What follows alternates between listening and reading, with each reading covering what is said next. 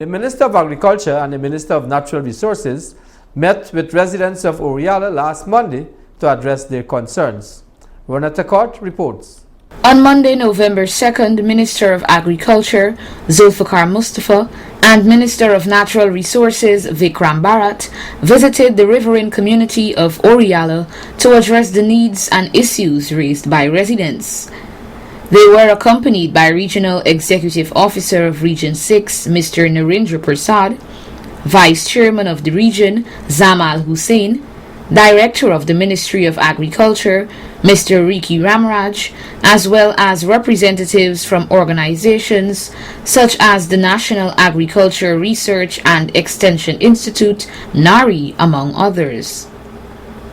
A number of issues were raised by residents, and these were responded to by the ministers. I happen to be a person who has, I would say, a few heads of cattle, and I acquired them a year ago from my neighbor who also is a cattle farmer. And because of the expenses that we incur doing cattle, the space that we have now, it's getting small, and the drought, you have to cut grass for these animals every day. However, I have about a hectare of land that I have opened to accommodate these animals because they have to eat. The main problem is that we have to wire these places. That's a big animal, you have to keep it away from people. So I made a pasture, a makeshift one, because I'm asking from the ministry, if it's possible, to let us a hand in getting some wires. You have to tell us how much wire and post, not some. So if I know the quantity. About 10 rolls. 10 row of wire. 10 roll? 10 rolls of wire. Okay. So you can get the post here? Yes. So I will make that available to you. So I will ensure that we assist you all, because what we are doing, we are also looking at to improve the breeds of cattle and so. And we have been helping farmers with insemination. I will ask them to come, assist you all here, and see how we can help you all also to plant grass so that you can get help with the cattle. Our water system has been improved a little, but still it's not to the standard. And when you pull the water, you will see like iron floating up, and it's not healthy for us to use. But we are using it. Probably our system has got used to it. Minister, can you please help us so that we can have purified water running through our taps? The second issue is our electricity. We have been paying for one unit $150, which I think is the highest throughout Guyana. And if we can have subsidy so that we can bring this payments even to half or to 100, Minister, thank you so much. I will have our colleague, Minister Kroll, to come into Orealla Siparuta, and that should be by next week. He should be here. But in the meantime, we will ask him to send in his people to fix the water system. I know that for a fact that you all said that you have been experiencing the quality is not so good too. In relation to the rate of electricity, that will have to be a policy decision. We'll take back that request to our principal to see how we can get that resolved. But we have been making notes of those issues, and we'll get those things to fix shortly. I am asking behalf of Orealla and Sakuta for a plot of land located at the Springlands Market area where we could take our produce and get a better price for it. So when we go there, we won't have to like sell out for a cheap price and try to catch the boat to come back home. We could go by the hostel and stay for a couple nights, and we could take our time and get our produce sold for a better price. In the lumbering, we are doing lumbering in a large. We depending on lumbering and logging. And when we take our produce to Corverton, every time we get a disadvantage. We get like when you carry 5,000 BM of lumber, you get like 3,000 BM we end up with.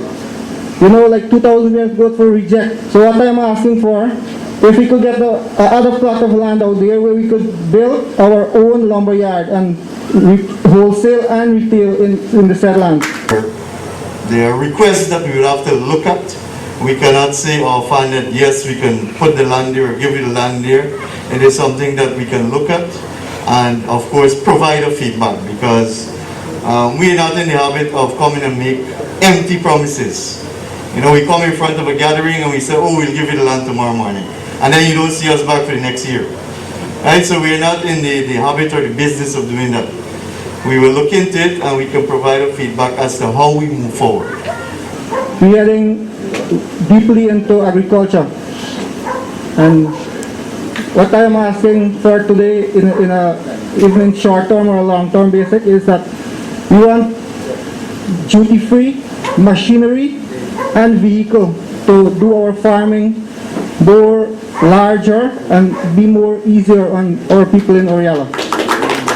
Secondly, if we are going to go into agriculture to improve it, we have to get heavy-duty machines, and then we can improve or develop our farms. We are prepared to assist the residents, whoever want to purchase those machinery, to give them the necessary support in terms of duty-free machinery, and also to write to GRA to ask them to remove VAT, and if those machines attract VAT. So we will assist you. So let us get those requests and we'll work along with you all. This pandemic has made us come to see one of the things is that this river transportation here, now we have to limit ourselves in going out there. When the authorities of Suriname say, listen, you cannot use the river, nobody can move from here. This is time the government brings into one of their budget is that this road from Orealla to Carboton must be built.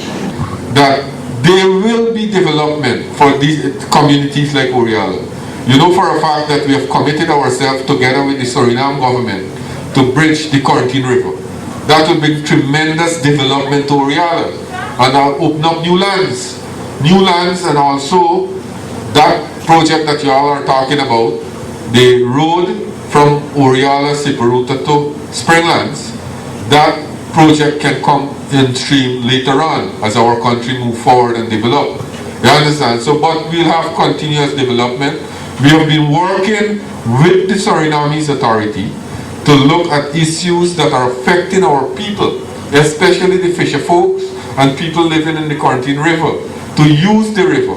And only recently we have had a meeting with the Ministry of Foreign Affairs from our country in Suriname, and we'll continue to have those discourses.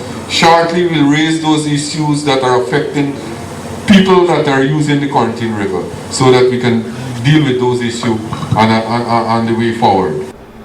During their visit, the ministers also distributed agricultural chemicals to assist farmers, as well as sport gears for youths within the community.